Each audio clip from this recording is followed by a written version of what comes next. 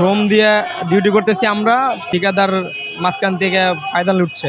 আমরা এই ঠিকাদারে ফায়দা লুটতে দিব না। আমাদের যে মূল দাবি হচ্ছে ঠিকাদার প্রথা বাতিল করতে হবে। বাংলাদেশ থেকে ঠিকাদার প্রথা বাতিল করে এই স্বাধীন দেশে ঠিকাদার কিসের? আমরা যে প্রতিষ্ঠানে আছি সে প্রতিষ্ঠানের অন্তর্ভুক্ত হিসেবে কাজ করতে চাই।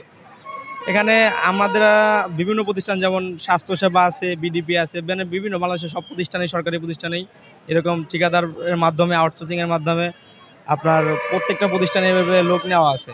তো আমাদের টেন্ডার প্রক্রিয়ার মাধ্যমে অনেকের চাকরি থেকে স্যাক করে, এবং টেন্ডার আসলে অনেকের কাছে অনেক ধরনের বেনিফিট টাকা চাই, যে 1 লাখ 1.5 লাখ, অনেকের কাছে 2 লাখ ও 3 লাখ এভাবে চাই। বিভিন্ন প্রতিষ্ঠান থেকে এভাবে আর কি চাই। এখন আমরা চাচ্ছি না যে এইভাবে আমরা কোনো দাস প্রথা হিসেবে বাংলাদেশে চাকরি করতে চাচ্ছি না। আমরা চাচ্ছি সরকারের যতটুকু সম্ভব হয় এই ঠিকাদার প্রথা বাতিল করে আমাদের স্ব প্রতিষ্ঠানে অন্তর্ভুক্ত করে নিয়ে প্রতিষ্ঠানের আন্ডারে আমাদের রাখুক।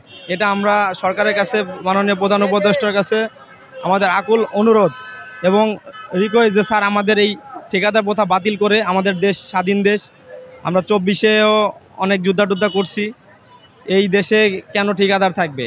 ঠিকাদার মাঝখান দিয়ে আমাদের বেতন আছে, অনেকের আছে 24,000 25,000 টাকা বেতন আছে, সেখান থেকে প্রায় 60% বেতন কেটে নিয়ে যায় ঠিকাদার।